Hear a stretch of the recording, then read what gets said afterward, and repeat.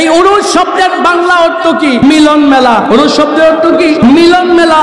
যেমনি ভাবে বাসর ঘরে দুলহান দুলহানি মায়া করে মোহাব্বত করে ঘুমিয়ে পড়ে, আপনজন ব্যতীত তাদেরকে আর কেউ ডেকে উঠায় না, ঠিক তেমনি ভাবে একজন বান্দা যখন আল্লাহর প্রেমে বিভোর হয়ে, একজন মানুষ যখন সাধারণ বান্দা থেকে আল্লাহর ওলিতে পরিণত হয়ে যায়, আল্লাহর মাহবুব বান্দা হিসেবে গণ্য হয়ে যায়, তখন এই মাহবুব বান্দা যখন ইহকাল ত্যাগ করে পরকালে গমন করেন, ইহ জগৎ থেকে দারুল বাকায় তাশরিফ নেন, ওই সময়টাকে বলা হয় উরুস শরীফ। কেননা ওই মাহবুব বান্দা আপন মাশুকের সাথে মিলিত হয়। একটু আওয়াজ করে বলেন সুবহানাল্লাহ। উরুস মানে হচ্ছে মহিলা পুরুষের অবাধ মেলামেশা, উরুস মানে হচ্ছে গানের আসর, উরুস মানে হচ্ছে গাজার আসর বলে আমাদেরকে আখ্যায়িত করে।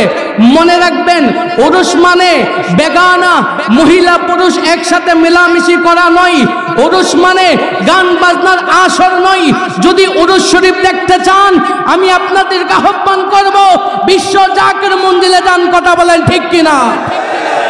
এই উরুস সম্পর্কে আমার পীর কেবলা আজান হুজুর বলেছেন, বাবা এই উরুস শরীফ ছিল একদিন বাগদাদ শরীফে, এই উরুস শরীফ ছিল একদিন আজমির শরীফে, এই উরুস শরীফ একদিন ছিল সেরহেন শরীফে।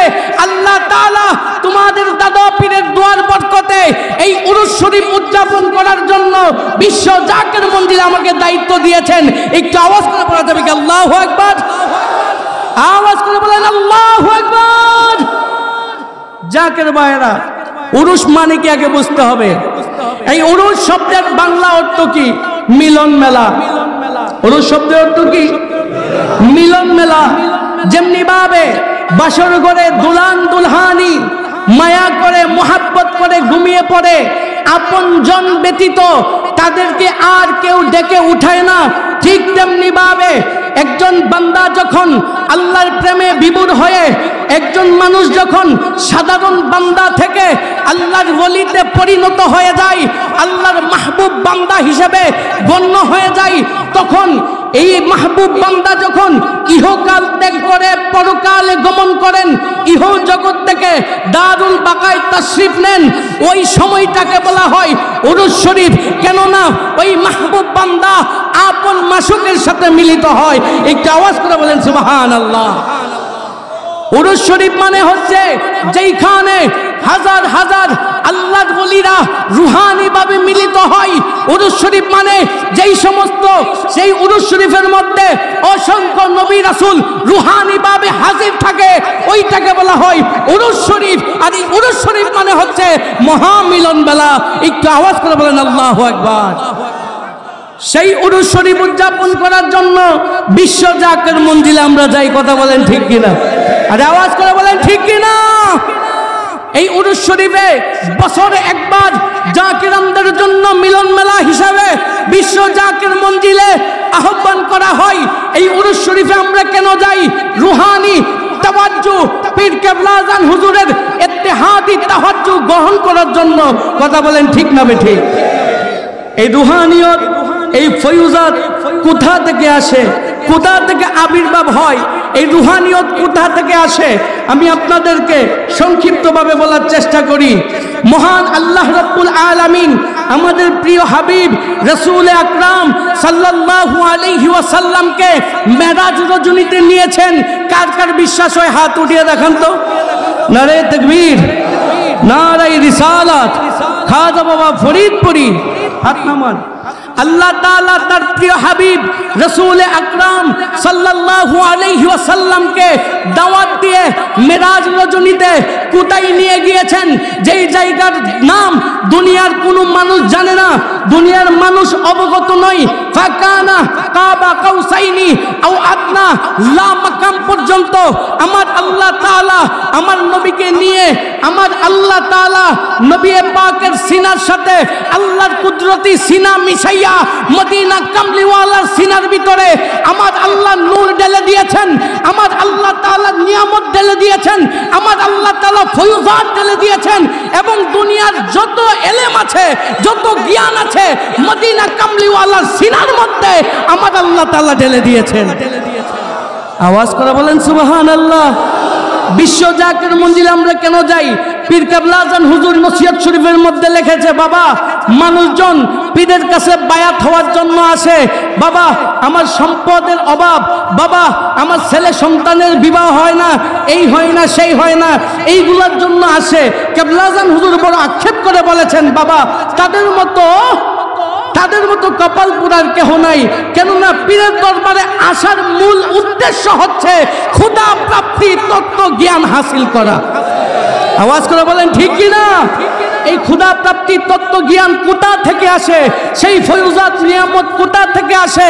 আমার আল্লাহ তাআলা নবী পাকের সিনার মধ্যে আল্লাহ সমস্ত নূর নিয়ামত, দুনিয়ার সমস্ত ইলম, দুনিয়ার সমস্ত জ্ঞান আমার নবীর সিনার মধ্যে ঢেলে দিয়েছেন। নবীজি পর্দা করেছেন, শরীয়তের পর্দা নিয়েছেন। নবীজি যখন রওজা মুবারকে গেলেন, রওজা মুবারকে যাওয়ার আগে নবীজির খলিফা নিযুক্ত করে গেছেন কিনা? আওয়াজ করে বলেন গেছে কিনা? নবীজির খলিফা আছে? আওয়াজ করে বলেন আছে? এখন মনে করেন যে পীর মুরিদি হয়ে গেছে সুজা, আজকে মুরিদ হয়েছে, কালকে খেলাফত পেয়েছে, এর পরের দিন মুরিদ করানো শুরু করেছে। এইরকম পীরও বাংলাদেশে আছে, কথা বলেন ঠিক কিনা? আমি বলতে চাই সমস্ত পীর মাশায়েখ আল্লাহর ওলিদেরকে আমরা সম্মান করি, মাতার তাজ মনে করি, কিন্তু যেই পীর মুরিদের মধ্যে রিয়াজত নাই, যেই পীর মুরিদের মধ্যে সাধনা নাই, যেই পীর মুরিদের মধ্যে খোদা তত্ত্ব জ্ঞান নাই, সেইটা কোনো পীর মুরিদি হতে পারে না। সেইটা হচ্ছে এক নম্বর বন্দামি, কথা বলেন ঠিক কিনা? বিশ্ব জাকের মঞ্জিলে সাধনা আছে, আর আওয়াজ করে বলেন রিয়াজত আছে। আসেন, সেই রিয়াজত নিয়ামত কোথা থেকে আসে দেখেন। পীর কেবলা আজান হুজুর 30 বছরের অধিক সময় আপন পীরের কদমে গোলামি করেছেন, খেদমত করেছেন, সাধনা করেছেন, রিয়াজত করেছেন। যেই কারণে কেবলা আজান হুজুর আপন পীরকে রাজি খুশি করে খোদা প্রাপ্তি তত্ত্ব জ্ঞান হাসিল করেছেন এবং আমাদেরকে সেই জ্ঞান অর্জন করার জন্য উদ্বুদ্ধ করে গেছেন, কথা বলেন ঠিক কিনা? দেখেন সেই নিয়ামত কোথা থেকে আসে। আল্লাহর হাবিব সাল্লাল্লাহু আলাইহি ওয়াসাল্লামের সিনার মধ্যে আল্লাহ মেরাজ রজনীতে যেই রহমত, যেই নিয়ামত সিনার মধ্যে ঢেলে দিয়েছেন, সেই নিয়ামত এসেছে হযরতে আবু বকরের সিনার মধ্যে, তিনি পর্দা করেছেন। খেলাফতের সেই নিয়ামত এসেছে হযরতে উমরের সিনার মধ্যে, ওমর পর্দা করেছেন। নিয়ামত এসেছে উসমান জিন নুরাইনের সিনার মধ্যে, তিনি পর্দা করেছেন। সেই নিয়ামত এসেছে মাওলায়ে কায়নাত আলিউল মুর্তাজা কাররামাল্লাহু ওয়াজহাহু তিনার সিনার মধ্যে, তিনি পর্দা করেছেন। সেই নিয়ামত এসেছে মাওলা ইমাম হাসান রাদিয়াল্লাহু তাআলা আনহুর সিনার মধ্যে, তিনি পর্দা করেছেন। সেই নিয়ামত এসেছে মাওলা ইমাম হুসাইনের সিনার মধ্যে, তিনি পর্দা করেছেন। সেই নিয়ামত এসেছে হযরত জৈনুল আবিদিনের সিনার মধ্যে, তিনি পর্দা করেছেন। সেই নিয়ামত এসেছে ইমাম বাকেরের কাছে, তিনি পর্দা করেছেন। সেই নিয়ামত এসেছে হযরত ইমাম জাফর সাদিকের কাছে। এইভাবে আস্তে আস্তে সেই নিয়ামত এসেছে হযরতে আব্দুল কাদের জিলানীর সিনার মধ্যে, আস্তে আস্তে এসেছে হযরতে খাজা মাইনুদ্দিন চিশতির সিনার মধ্যে। সেই নিয়ামত এসেছে বাহাউদ্দিন নকশবন্দ আল বুখারী রাহমাতুল্লাহর সিনার মধ্যে। এই নিয়ামত এসেছে হযরতে মুজাদ্দিদ আল ফেসানি আল ফারুকের সিনার মধ্যে। এই নিয়ামত এসেছে নূর মুহাম্মদ নিজামপুরি হয়ে শাহ সুফি ফতেহ আলী ওয়াইসির সিনার মধ্যে। সেই নিয়ামত এসেছে হযরত শাহ সুফি সৈয়দ ওয়াজিদ আলীর সিনার মধ্যে। সেই নিয়ামত শাহ সুফি খাজা এনায়েতপুরীর সিনা হয়ে আমার আল্লাহ তাআলা খাজা ফরিদপুরীর সিনার মধ্যে সেই নিয়ামত ফয়ুজাত ঢেলে দিয়েছে।